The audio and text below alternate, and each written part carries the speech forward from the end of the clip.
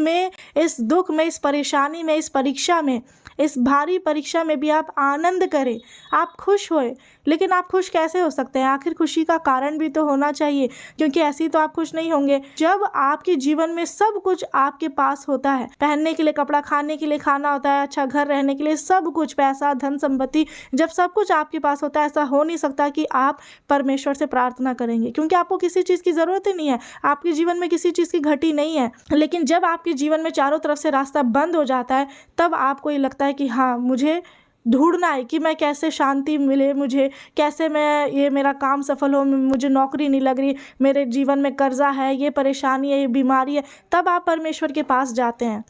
तो इसीलिए इसमें आपको खुश होना है, क्योंकि जब आपके पास सब कुछ होगा, अगर आपके जीवन में से बिल्कुल दुख को दूर कर दिया जाएगा, परमेश्वर की वैल्यू को भूल जाएंगे, परमेश्वर से दूर हो जाएंगे, तो ये दुख भी इसलिए ही आता है, ये परीक्षाएं आपके जीवन में इसलिए आती है ताकि आप परमेश्वर में बने रहें। क्योंकि जब आप इस बीच में चाहे कितना भी दुख संकट हो, आप परमेश्वर के पास जाकर उनसे प्रार्थना करते हैं, उनसे मांगते हैं, उनके सामने गिड़गिड़ाते हैं, तो परमेश्वर यही चाहते हैं कि आप दुख के समय उनसे दूर ना हो, पर उनके पास ही रहे और इसे आनंद की बात समझे। क्यों? क्योंकि इसमें क्या होता है, जब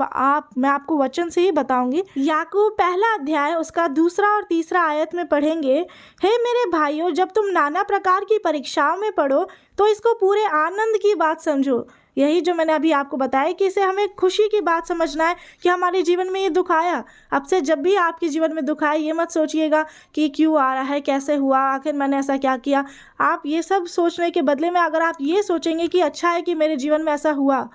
तो इससे क्या होगा कि आप खुश रह पाएंगे परमेश्वर में, क्योंकि परमेश्वर भी यही चाहते कि आप संसारिक चीज़ों में खुश ना रहें, पर परमेश्वर में आनंदित रहें। और हमें यही करना है, क्योंकि जब आपके पास सब कुछ होगा, कोई दुख नहीं होगा, तो आपको परमेश्वर की वैल्यू कभी नहीं पता चल पाएगा। इसका 3 आयत में लिखा है, यह जानकर, अब हमें किस बात में आनंद करना है, यह जानकर कि तुम्हारे विश्वास के परखे जाने से धीरज उत्पन्न होता है। क्योंकि जब आप इस परीक्षा में भी, इस भारी विपत्ति में भी आप परमेश्वर में बने हुए, ये विश्वास करें कि नहीं, मेरा एक दिन नौकरी लगेगा, मेरी एक दिन शादी होगी, जो भी मेरा रुकावट है वो सब कुछ एक दिन दूर होगा, आप ये विश्वास में बने हुए हैं,